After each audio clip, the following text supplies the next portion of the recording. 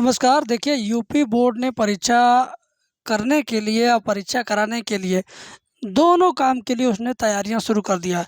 आज मेरे हाथ में दैनिक जागरण पेपर है। इस पेपर में जो भी बात यूपी बोर्ड परीक्षा को लेकर के निकली है ना, वो सारी बात मैं पॉइंट टू पॉइंट आपको बताऊंगा। अभी तक अगर आप लोग डिस्टर्ब हैं इधर उधर, तो डिस्टर्बेंस से बाहर निकल करके एकदम पढ़ाई की लाइन पे लग जाइए। नहीं तो भाई, अब समाचार पत्रों में आने लगा आपकी परीक्षा से लेकर के, पेपर से लेकर के, बोर्ड की कॉपी से लेकर के, टाइम टेबल से लेकर के, परीक्षा केंद्र से लेकर एडमिट कार्ड से लेकर के सारी की सारी जानकारियाँ एक एक दिन अब अपडेट आने लगा है पेपर में, अखबार में। तो अब अखबार में जो चीज़ें आ रही हैं ना, वो 99% सही है। तो इस बात को आप दिमाग में रख कर के तैयारी कीजिए, नहीं तो आप फिर से धोखा खा सकते हैं। पहली बार एग्ज़ाम दे रहे हैं, मैं चाहता हूँ कि पहली बार में ही 12वीं पास कर जाएं, दोबारा आपको ये मौका ना मिले। लेकिन जो लोग ऐसे होंगे जो जानबूझ के चाहते हो कि नहीं, मुझे 12वीं पास करने का दोबारा मौका चाहिए, तो दोबारा मौका ले सकते हैं, मत पढ़िएगा। खैर, बातें क्या है, मैं आपको एक एक लाइन पढ़ के बताता हूँ, ध्यान से समझिएगा। जो लोग चैनल पर पहली बार हैं, सब्सक्राइब कर लें, घंटी वाली बटन दबा दें ताकि ऐसी वीडियो उनको लगातार मिलती रहे। और हाँ, एक बात और दिमाग में आ गया मेरे, मैं आप लोगों को बताना चाहूँगा। अगर आप एक मिनट में बता रहा हूँ। अगर आप चाहते हो गणित विषय में गारंटी के साथ पास होना और फर्स्ट सेकंड में दोनों कंप्लीट मात्र 60 घंटे में तैयार करना चाहते हो, सिर्फ 60 घंटे में, तो आप मुझे इस नंबर पे कॉल कर लेना, ठीक है। 60 घंटे में आपकी मैथ की पूरी तैयारी हो जाएगी। 75, 25, 81, 80, 38, ठीक है। इस नंबर पे कॉल कर लेना। सूचना बहुत सारी है, लेकिन ये भी एक सूचना थी कि जो बच्चे नहीं पढ़ पाए, कमज़ोर हैं, पढ़ने की इच्छा है, पास होने की इच्छा है, तो वे फ़ोन करेंगे। जो घूमने वाले वो लोग करें या ना करें, अलग बात है। खैर, बात क्या है बताता हूँ, ध्यान से समझिएगा। यूपी बोर्ड की वर्ष 2024 की हाई स्कूल एवं इंटरमीडिएट परीक्षा के लिए शासन ने ऑनलाइन प्रक्रिया से केंद्र निर्धारण की नीति तय कर दी है। मतलब कि ऑनलाइन तरीके से परीक्षा केंद्र बनाने की जो तैयारी है, उसकी शुरुआत हो चुकी है। दूसरी बात, बहुत सारी बातें बता रहा हूँ। इस नीति के अनुपालन करने के लिए यूपी बोर्ड सचिव दिव्यकांत शुक्ल ने सभी जिलाधिकारियों एवं जिला विद्यालय निरीक्षकों को पत्र भेजा है। सचिव साहब ने सभी डीएम को और जिला विद्यालय निरीक्षक यानी डीआईओएस अधिकारी को सबको लेटर भेज दिया है। आगे क्या है, इस बार प्रश्न पत्रों को उत्तर पुस्तिकाओं से अलग रखा जाएगा। यानी इस बार जो पेपर हैं सिर्फ ना, उनको कॉपियों के बंडल से अलग रखा जाएगा। यानी पहले कॉपी का बंडल और पेपर का बंडल सब एक ही रूम में रखा जाता था, लेकिन इस बार क्या है, कॉपी का बंडल पूरा अलग रूम में जिले पर रहेगा और पेपर का बंडल अलग रहेगा।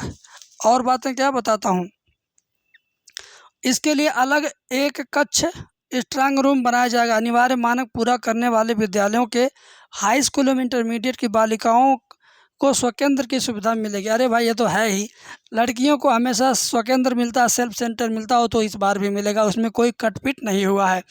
लड़कियों की तो चांदी है ही, अपने ही स्कूल पे रहना, एग्ज़ाम देना है। आगे बातें बताऊंगा, ध्यान से समझिएगा। यूपी बोर्ड ने निष्पक्ष और निर्विघ्न परीक्षा के लिए केंद्र निर्धारण को लेकर सख्ती बरती है। सचिव का मानना है कि प्रश्न पत्रों की सुरक्षा और केंद्रों की निगरानी सबसे मुख्य होती है। इस कारण बोर्ड ने सभी परीक्षा केंद्रों में प्रश्न पत्रों की सुरक्षा एवं गोपनीयता की दृष्टि से प्रधानाचार्य कक्ष से अलग कक्ष को स्ट्रांग रूम बनाना अनिवार्य किया है।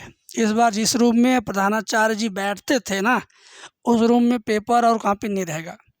प्रधानाचार्य कक्ष अलग रहेगा और पेपर कॉपी रखने का कक्ष अलग रहेगा। पहले क्या था, जिसमें प्रिंसिपल साहब बैठते थे, उनकी कुर्सी के बगल में हिसाब कुछ गंजा रहता था। तो इस बार ऐसा नहीं होने वाला है। फिर क्या है, इस बार उत्तर पुस्तिकाएं ही नहीं रखी जाएंगी ताकि किसी अन्य प्रकार की गतिविधि स्ट्रांग रूम में ना हो सके। यहाँ डबल लॉक युक्त अलमारी को 24 घंटे ऑनलाइन निगरानी की जाएगी। वाह भाई, मतलब जहाँ पर पेपर कॉपी रहेगा, पहले से ला कर के रखा हुआ रहेगा, उस रूम की ऑनलाइन निगरानी होगी। यानी इंटरनेट के माध्यम से, सीसीटीवी कैमरे के माध्यम से उसको देखते रहेंगे लोग कि उसमें कोई अलमारी खोल करके कोई पेपर तो नहीं निकाल रहा कि किसी विशेष का नकल करा दे या पेपर आउट करा दे। ऐसी कोई व्यवस्था इस बार नहीं बन पाएगी भाई। और मेन लाइनें ज़रा मैं आपको बता दूं, खास बात क्या उन्होंने बताया कि केंद्र पर परीक्षार्थियों की क्षमता 1200 से बढ़ाकर 1500 की गई। यानी अगर एक विद्यालय कोई है, उस विद्यालय पर अगर परीक्षा देने के लिए केंद्र बना दिया गया, तो उस केंद्र पर पिछले साल नियम ये था कि 1200 बच्चे किसी एक परीक्षा केंद्र पर परीक्षा दे सकते हैं, मैक्सिमम 1200। लेकिन इस बार उस मैक्सिमम को और ज़्यादा मैक्सिमम बना दिया गया, 1500 कर दिया गया। यानी अब 1200 की जगह 1500 बच्चे एक परीक्षा केंद्र पर परीक्षा देंगे। ऐसे में ये क्या है, ऐसे में जो छोटे छोटे परीक्षा केंद्र थे ना, जहाँ पर 200, 300, 400, 500 बच्चे परीक्षा देते थे, उनको लगता है उनको पूरी तरह से हटा करके बड़ी बड़े स्कूलों को सिर्फ परीक्षा केंद्र बनाया जाएगा। जो स्कूल कम कैपेसिटी का होगा, कम क्षमता वाला होगा, उसे मुझे लगता है कि वो परीक्षा केंद्र इस बार नहीं रहेगा, क्योंकि ये 300 क्षमता बढ़ाए और 1200 की क्षमता को 1500 बनाए। इसका मतलब ये हुआ कि छोटी छोटी क्षमता वाले स्कूलों को कैंसिल करके बड़ी बड़ी क्षमता वाले स्कूलों को परीक्षा केंद्र बनाएंगे। और भी बातें बताता हूँ। जिन वित्त विहीन विद्यालयों में पिछली बार 30% से ज़्यादा अनुपस्थिति थी, वे केंद्र नहीं बनेंगे। वित्त विहीन का मतलब प्राइवेट स्कूल समझिए। जिन प्राइवेट स्कूलों में पिछली बार 30% से ज़्यादा लड़के एब्सेंट थे, उन स्कूलों को परीक्षा केंद्र नहीं बनाया जाएगा। यानी प्राइवेट स्कूल वाले नकल के नाम पर कुछ कमाने की सोच रहे अगर हैं, तो उनके लिए ये न्यूज़ ठीक नहीं है।